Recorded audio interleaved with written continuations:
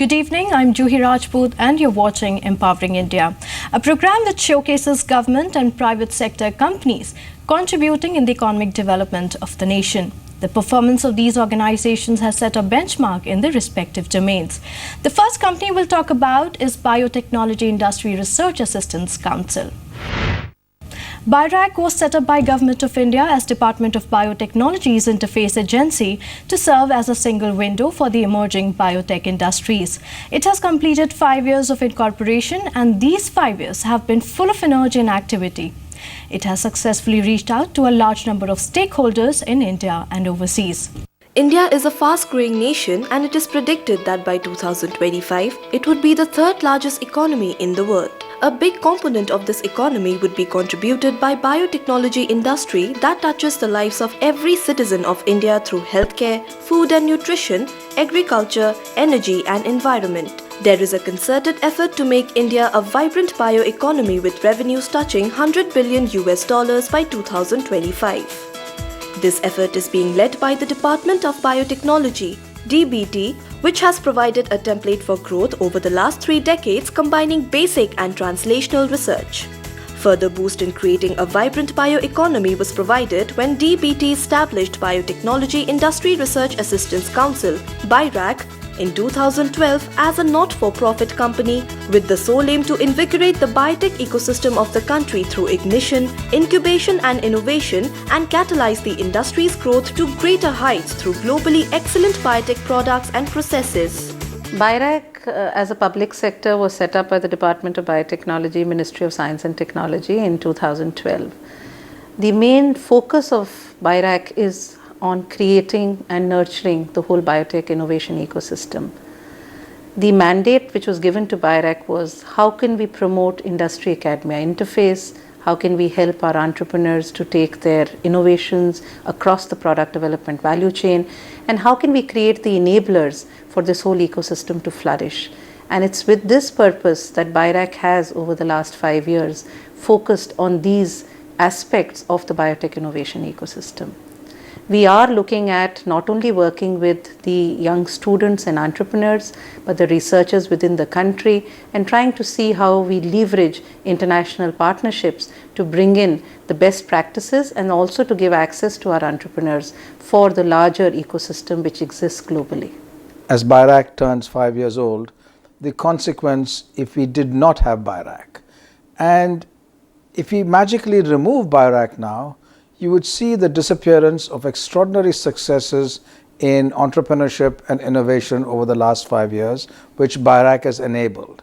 It's enabled ignition from the finishing academia who want to become entrepreneurs, partnership with industry at early stage to start up your companies, and partnership at later stages, and also all the way up to commercialization in different ways. All of this is possible because BIRAC was established. So BIRAC clearly has, by this deletion test, filled a major gap. So BIRAC's value, therefore, now must be judged not just by the gap it filled, but how it can continue to fill other major gaps which are there. Over the last 5 years, BIRAC has transformed several aspects of the biotech industry in the country by funding product development from ideation to scale up. BIRAC has always believed that the agents of change for the future will be the startups and the SMEs. It has created a sea change in the biotech culture of the country by funding 300 startup and entrepreneurs who are building and validating their products. Currently about 8 lakh babies die every year because they are not able to breathe at birth. Commonly known as baby did not cry at birth. All of them can be saved through a process called resuscitation, and it's currently very difficult. We have built the world's first foot-operated resuscitation system, which makes it very easy to save the life of such babies. And therefore, we hope to save the life of lakhs of babies by empowering frontline healthcare workers to save lives easily. BIRAC has helped us in many ways, not least of which is by providing much required funding, which we were able to leverage to secure IP, to do research and development, and also the whole BIRAC community provides a lot of inspiration and insights at the time when we need it. The innovation is the development of a novel magnetic immunocapture based method for the diagnosis of bacterial gastroenteritis. Bacterial gastroenteritis in layman's terms is diarrhea, Like diarrhea is a major problem in the world, worldwide, especially in India, in under 5-year-old children. And the diagnosis for diarrhea, however, is not available in most parts of India. It's available in tertiary care hospitals and in big cities. Well, most of India, like about 2/3 of Indians, live in rural settings, so they don't have access to a specific diagnosis wherein you can identify the agent causing bacterial gastroenteritis or diarrhea. BIRAC has played a very important role in this journey because we had the idea, we had the device, we even patented it, but we did not have the funding, and this kind of experiments require a fair amount of funding, and it's typically difficult to get this funding from R&D agencies, conventional R&D agencies. So BIRAC came forward to fund us, and this was very helpful.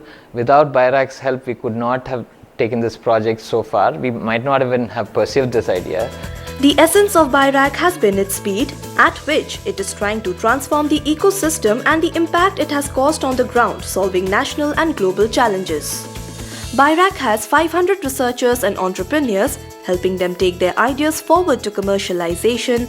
It has supported 20 bio-incubators with more than 200,000 square feet of incubation space, including tinkering labs across the country, which nurture and mentor biotech startups, thus aligning with the Startup India mission of the country. Further, BIRAC has also given boost to the Make in India program by accelerating biotech product commercialization. More than 50 products and technologies ranging from vaccines, medical devices, and diagnosis for human and animal health, industrial biotech, and improved varieties of crops that have greater nutritional value. Together, these products will improve the nation's health and happiness indices, enriching and impacting people's lives. The other larger aspect is the mentor network that we've been able to create. All these young entrepreneurs have been able to get access to this mentor network.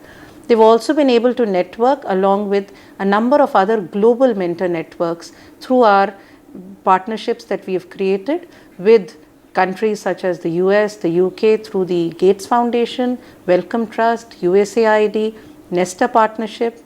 The incubator that we've supported at CCAM Bangalore has established the first Indo-US Sister Innovation Hub with QB3. This gives an opportunity for the incubators to exchange incubatees and give them in-residence programs. Several lessons have been learned in the last 5 years of BIRAC journey. As BIRAC peers into the future, it will explore to create multitudes of pathways to amplify its impact. BIRAC will redouble its efforts to reach its stated goals. We hope that as BIRAC moves in the next 4 to 5 years, the whole biotech innovation ecosystem would be a vibrant ecosystem. BIRAC would play the center point where we would be able to catalyze all the stakeholders, all our partners, to be able to then come together and make this ecosystem such that it's not only vibrant within the country, but we become global players. This is something we can achieve. Our startups are ready for it. I think we've energized them enough. We have the energy levels. It's important to see how we provide that ignition to be able to take this energy to the level that which we are expecting we would be able to be in the global arena in 2025. And this target is something which is doable. BIRAC is working towards it. We are looking at getting more partners with us, and these stakeholders and partners would play a critical role in helping BIRAC to move to its target. Problem with the future is that it's extraordinarily difficult to predict. One can analyze the past, one knows the past, but what is the future going to be like? And the best way to be prepared for the future is to train people of quality so that they are ready to face any unknown unknowns. For this, BIRAC must have a strategy by which its training programs, human resource development programs in entrepreneurship must amplify nationally. There are 3 components to this amplification: the curation of ideas, making them attractive to young entrepreneurs. Secondly is mentoring these entrepreneurs through the system so that the early stage is minimizes all the hassles.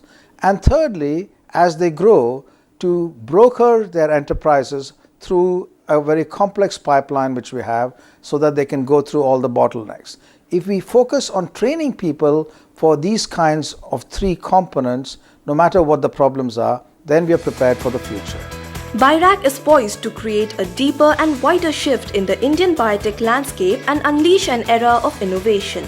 Indeed, BIRAC's impact will touch 1 billion lives and more. BIRAC's vision is to enhance the strategic research and innovation capabilities of the Indian biotech industry for creation of affordable products for larger section of society. Oilfield Warehouse and Services Limited is a material management company which provides special economic zone and free zone based warehousing services in India, helping international companies enter the Indian market through its unique free zone based warehousing model. Our correspondent Brinda Chaturvedi caught up earlier with Mr. Vinay Sharma, Managing Director, Oilfield Warehouse and Services Limited, to talk on company's performance and future growth plan. Take a look. I would like to begin this show by asking you the very first question, that is, the oil and the gas industry globally we see is going through a rough path. What services is OWS providing to its clients? How is OWS helping them come out of this rough patch? See, unfortunately, the oil and gas business is suffering because of the low prices of the crude, and many of the investment companies have held back their investments in the oil and gas. I feel when the prices are low or there is a crisis, at that time the people who invest, they will be ready to reap the fruits when the prices are high. And OWS over the last 10 years have demonstrated that it is the best suited model for companies coming from outside to work in India and save a lot of money, time and hassles, and they are happy. We add value to their efforts and help them save a lot of cost. Mr. Vinay, please tell us about the major services that OWS provides to its clients. We provide SEZ based material management services to our clients. This is a one-stop shop for our clients. They don't have to worry to deal with many service providers. When they assign a job to OWS, we do the freight forwarding, we do the gateway custom clearance, we do the trucking, warehousing in the SEZ, help them consolidate the material. After that, take it to their customers like ONGC, Reliance, GSPC, KN Energy, anywhere. After the job is over, bring back their material and help them do the maintenance of that. Many of our customers, they don't have any representation in India or even a project office, but they are comfortably servicing their clients through us. So we provide all-in-one services at one go. So please tell us about the OWS warehousing model. Special economic zones, which is called SEZ, is a duty-free enclave like a foreign territory in India. All imports into the SEZ are treated as a foreign territory import or export, same way. In oil and gas, it is we, OWS, who started 10 years back.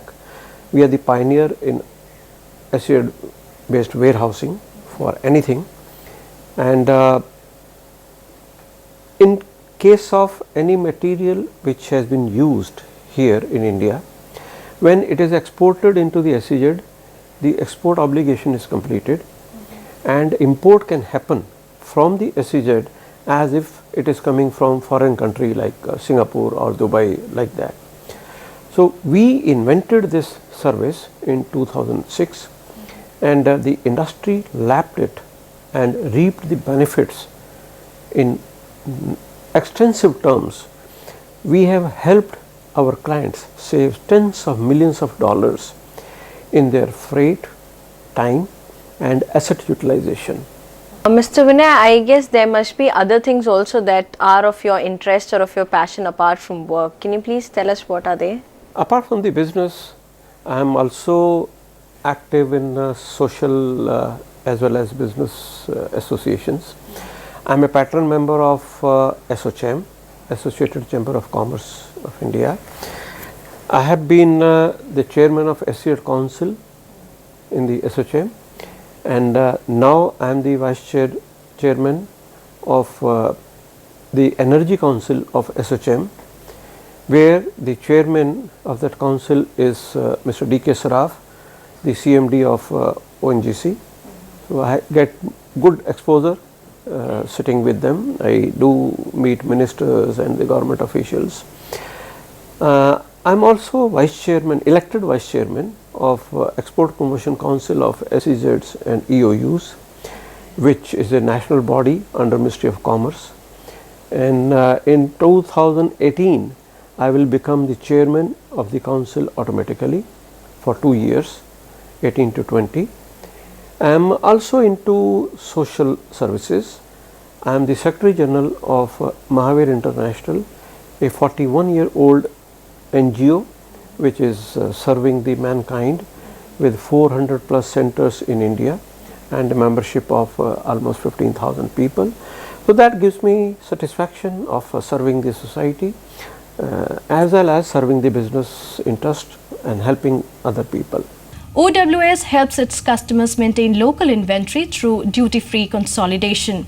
As SEZ is an earmarked foreign territory for the purpose of duties and taxes, clients are able to store their goods for any duration of time without having to pay any duties or taxes in India. This helps in better cash flow management as companies are able to procure items in bulk but need to pay duty only on specified quantities needed for immediate consumption or sale.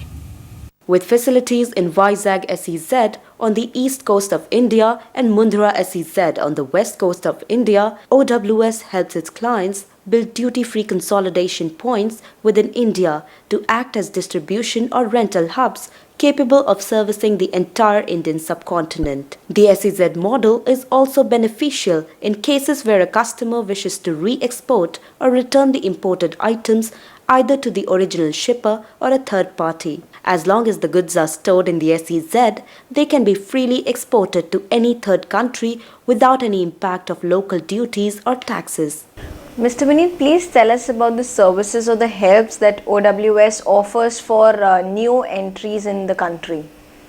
Okay, see, one of the leading challenges for any new company when it is trying to enter a new territory is a dependable partner when it comes to establishing relationships or even in terms of how do you engage.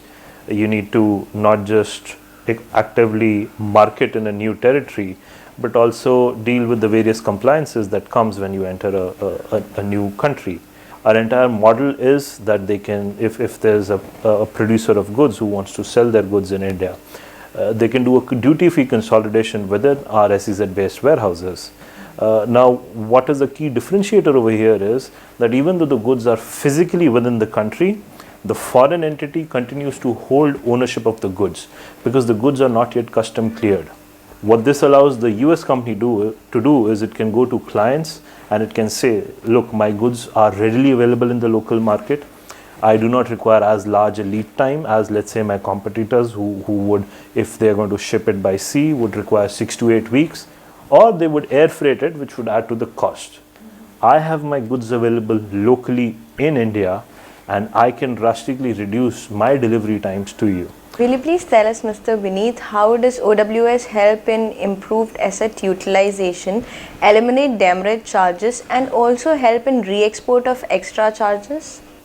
Okay, see what happens in the oil and gas industry is, let's say you are a company which is based in the UK or the US. You've been awarded a job to participate in exploratory activities in Indian oil and gas. As the oil and gas exploration business is fairly capital intensive, there are equipment which are moving all over the world from job site to job site. Many times for a single job there is equipment which was flying from 5 different countries, you know. You would only ship it after you got a job, and once the job was over you have to take it back because the government does not want an abuse of the duty-free instrument.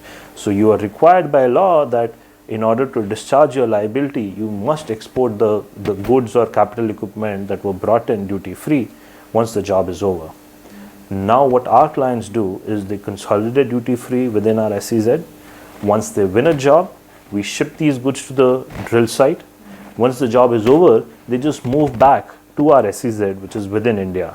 The client is assured that he is not going to incur additional charges in terms of demurrages or detention, which at times can add up to tens of thousands of dollars for a single shipment. It is generally seen that all these processes take a very long time. How does OWS manage on-time performance? what we've developed over the years is, and we're very proud of the fact, that any shipment which on an average, if let's say if I have a shipment coming to Mumbai, and if XYZ company had to clear the same cargo from Mumbai port, if they were to take on an average, let's say 4 days, including since the vessel comes to berth, we can probably do it in a single day. That's the amount of difference that we have. Okay. The reasons for that is we do everything internally, so we hardly ever rely on third parties, so that allows us for a complete control on all the moving parts in the system. We've got our own fleet of trucks, we've got our own custom broker's license, and like I said, having your own unit in the SEZ allows you to directly bring in goods without having to rely on the port or the custom freight station, which again, these are instances where the speed sort of gets lagged when you are relying on external agencies. Please tell us, how do you help your clients achieve better cash flow management? Okay, so throughout this conversation, you might have heard me repeat the same thing, that we allow our clients to have a duty-free consolidation point within the country. When it comes to oil and gas, there is an obvious benefit, because without the duty-free consolidation point, they would be forced to not have any local inventory, and therefore they would ship everything from overseas. What this means is, if there were to be an emergency job or an urgent requirement within India, someone, whether it is our client or our client's clients, was having to pay through the nose for air freight. As I mentioned earlier, we ourselves have at times done complete air charters also, because there was an emergency requirement for something which was not available locally. This is not necessarily the most efficient way of doing things, but this is a way of handling an emergency, and there's this typical, it is done as a extreme last resort. There was no other option, so someone had to bear the cost of doing an air freight. However, because now we offer them this duty-free consolidation point within the country, for our oil and gas customers, what it means is that they don't have to worry about having to pay large air freight charges if there is an emergency requirement, because they already have the inventory available locally, so they can have it at site very, very quickly. They don't have to rely on paying very expensive freight forwarding charges. The second aspect of it is for non-oil and gas customers. So we've got non-oil and gas customers also that we are catering to now. And let's say you are dealing in laptops, for example. We don't handle laptops, but just as a example, if you're dealing in laptops, it would be expensive for you to just ship one laptop from, let's say, USA to India every day. What you do is you would ship, let's say, 500 laptops or a container full of laptops to reduce the shipping charges. And let's say if you sell 10 laptops today, you would pay duty only on those 10 laptops, not on the 490 laptops which are still within the SEZ. And if you sell 20 laptops tomorrow, you will pay duty only on those 20 laptops. Now, when you are importing something which has a 30% custom duty, what this essentially means is you've now managed your cash flows so much more better. You've not blocked the entire 30% upfront, waiting to recoup the money you've invested on custom duty. You can instead either use that additional 30% that you've saved to buy more and therefore get a greater buyer's discount, or you can use the same sum to market your material more aggressively and therefore increase your business, or you can use it to add to your bottom line. The savings is yours. We just help you achieve those savings. What you do with those savings is obviously up to you. So that's how we help our clients achieve better cash flow management. With this, we've come to the end of today's program. We'll be back next week. Till then, goodbye and take care.